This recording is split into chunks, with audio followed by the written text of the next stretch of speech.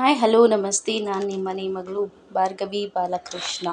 ಇವತ್ತಿನ ವ್ಲಾಗ್ನಲ್ಲಿ ನಾನು ನಿಮಗೆ ಹಸಿರು ದ್ರಾಕ್ಷಿಯ ಜ್ಯೂಸ್ ಹೇಗೆ ಮಾಡಬೇಕು ಅನ್ನೋದನ್ನು ತಿಳಿಸ್ಕೊಡ್ತೇನೆ. ಇದರ ಬೆನಿಫಿಟ್ಸ್ ಕೂಡ ತಿಳಿಸ್ಕೊಡ್ತೇನೆ.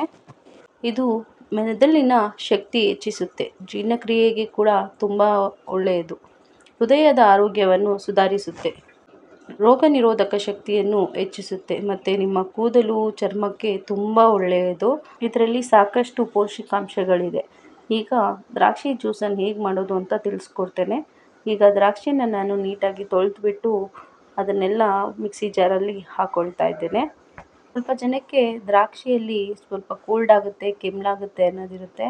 ಅಂಥವರು ಇದಕ್ಕೆ ಸ್ವಲ್ಪ ಉಪ್ಪು ಮತ್ತು ಮೆಣಸಿನ ಪುಡಿನ ಹಾಕ್ಕೊಂಡ್ರೆ ಟೇಸ್ಟ್ ಕೂಡ ಚೆನ್ನಾಗಿರುತ್ತೆ ಮತ್ತು ನಿಮಗೆ ಕೆಮ್ಮು ನೆಗಡಿ ಇರೋದು ಅಂದರೆ ಆಗೋದಿಲ್ಲ. ಸೊ ಇದಕ್ಕೆ ನಾನು 2 ಸ್ಪೂನ್ ಆಗೋಷ್ಟು ಸಕ್ಕರೆನ ಆ್ಯಡ್ ಮಾಡ್ಕೊಳ್ತಾ ಇದ್ದೇನೆ. ಈ ಜ್ಯೂಸ್ನ ಮಕ್ಳಿಗೂ ಕೊಡೋದ್ರಿಂದ ಒಂದು ಕಲ್ಲಾಗೋಷ್ಟು ಉಪ್ಪು ಹಾಕ್ಕೊಳ್ತಾ ಇದ್ದೀನಿ ನೋಡಿ. ಒಂದು ಚಿಟಿಕೆ ಆಗೋಷ್ಟು ಉಪ್ಪು ಹಾಕ್ಕೊಂಡು ಸಾಕಷ್ಟು ಸ್ವಲ್ಪ ನೀರು ಹಾಕ್ಕೊಳ್ಬೇಕು. ನೀರು ಹಾಕ್ಕೊಂಡು ನಾವು ಗ್ರೈಂಡ್ ಮಾಡಿಕೊಂಡ್ರೆ ನಮಗೆ ಇದಕ್ಕೆ ದ್ರಾಕ್ಷಿ ಜ್ಯೂಸ್ ರೆಡಿ ಆಗುತ್ತೆ. ಇದಕ್ಕೆ ನಾವು ಬೇಕಿದ್ದರೆ ಲೆಮನ್ ಜ್ಯೂಸ್ ಲೆಮನ್ ರಸ ಕೂಡ 1 ಸ್ಪೂನ್ ಆಗೋಷ್ಟು ಆ್ಯಡ್ ಮಾಡ್ಕೊಳ್ಬೋದು. ಇದರಲ್ಲಿ ಆಲ್ರೆಡಿ ಹುಳಿ ಕಂಟೆಂಟ್ ಇರೋದ್ರಿಂದ ಅದನ್ನು ಆದಷ್ಟು ಸ್ಕಿಪ್ ಮಾಡಿ. ದ್ರಾಕ್ಷಿ ಜ್ಯೂಸಿಂದ ನಿಮಗೆ ಸಾಕಷ್ಟು ಬೆನಿಫಿಟ್ಸ್ ಇದೆ. ಸೊ ವಾರಕ್ಕೊಂದ್ಸತಿ ಆದರೂ ದ್ರಾಕ್ಷಿ ಜ್ಯೂಸನ್ನ ಕುಡಿಯೋದನ್ನು ಮರಿಬೇಡಿ. ನನ್ನ ಚಾನಲ್ಗೆ ಇನ್ನೂ ಯಾರಾದರೂ ಸಬ್ಸ್ಕ್ರೈಬ್ ಮಾಡ್ಕೊಂಡಿಲ್ಲ ಅಂದರೆ ಸಬ್ಸ್ಕ್ರೈಬ್ ಮಾಡ್ಕೊಳ್ಳಿ.